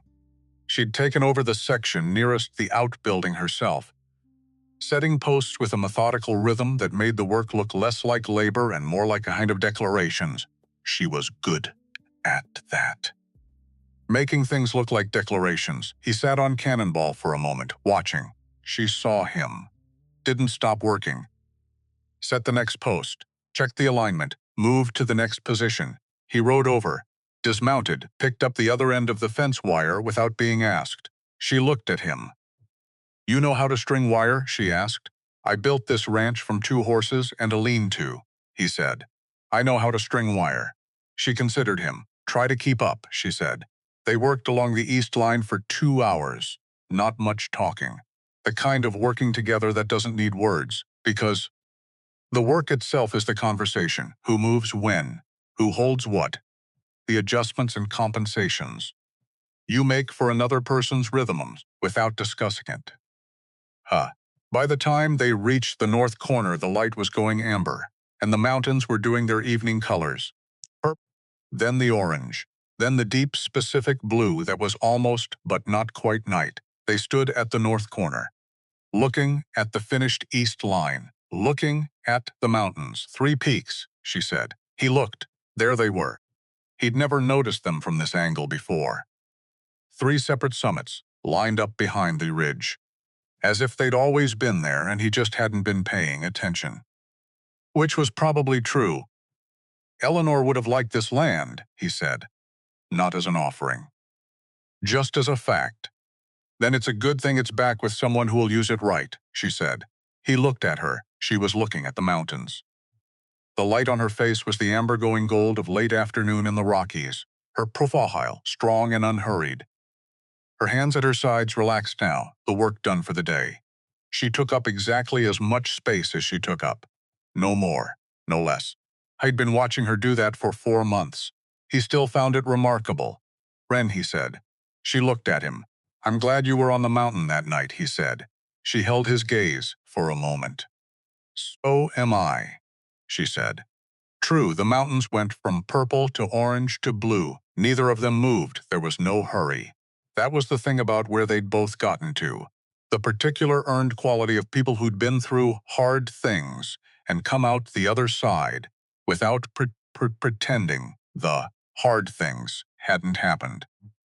They weren't in a hurry. They didn't need to be. The right things had a way of arriving in their own time. If you were paying attention, May, the Calloway South pasture, had its first cattle. 8 head. Good stock from the Colorado Springs contact. She'd driven a hard bargain, he'd heard afterward from the seller, who'd relayed this with an expression, somewhere between admiration and relief, that it was over. He smiled when he heard that. Kept it to himself.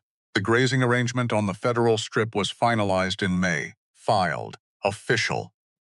The creek crossing was cleared. The access trail widened enough for cattle to use. Both operations benefited. Both operations remained entirely their own. Redstone settled into the new shape of things the way towns settle. Slowly, unevenly, not all at once. Some people adjusted quickly. Some people took longer. Some people never would. And Wren had made her peace with that years ago, and didn't start making a different peace with it now. But enough people. Enough. Ruth came up to the Calloway property one Saturday, with a tin of salve and a small jar of honey from her own hive. Practical. The way she was practical about everything. They sat on the south fence rail for 2 hours in the spring sun and talked about nothing in particular and everything that mattered. That happened more than once. The stable boy's father sent a farrier. Wren's horses were reshod. She paid him fair, he charged fair, and that was that, which was most of what she'd ever wanted from the world. One evening in late May, close to the end of the month, Silas came by the Calloway property and found Wren sitting on the porch of the small house she'd been making livable, slowly, in stages, the way she did things, not a cabin on the mountain. This was different, lower, warmer, closer to the creek. She'd spent April and May making it functional. It was almost there. She was reading the Euclid. He recognized the broken spine. He sat down on the step below her. The cattle look good, he said. They do, she agreed, not looking up. The fence held through that rain last week. I set it deep, she said. He nodded, looked out at the south pasture, the cattle moving slow and deliberate in the evening light, the mountains behind them. 3 peaks, clear as anything. I was thinking, he said. About what? About next year. Whether you'd considered goats. She looked up from the book. Goats, she said. Good mountain goats. Hardy. Profitable, if you know what you're doing. I know what I'm doing. I know you do. That's why I'm suggesting. Goats. She looked at him for a moment. You don't have goats, she said. No, why not? Because I have you for a neighbor. And it seemed like a better arrangement. She studied him. He looked at the mountains, perfectly calm, perfectly serious. She went back to her book. I'll think about it, she said. He nodded. They sat on her porch as the sun went down. The mountain sounds went purple, then orange, then the deep blue that was almost but not quite night. He didn't leave. She didn't ask him to. The first star came out, then another. Then the whole sky opened up the way it does in Colorado in late May.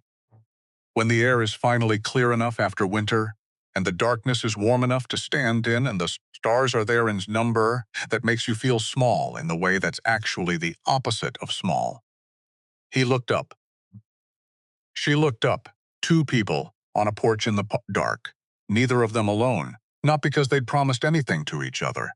Not because anything had been declared or settled or tied up neatly, but because they were there, both of them, present, paying attention to the mountains and the stars and the cattle, moving slow up on our past pasture, and the sound of the creek and the particular quality of a May night in the Rockies when the world has come back from winter and everything is possible again. Go be Silas again. He was working on it day by day, the right direction. That was enough. That was everything.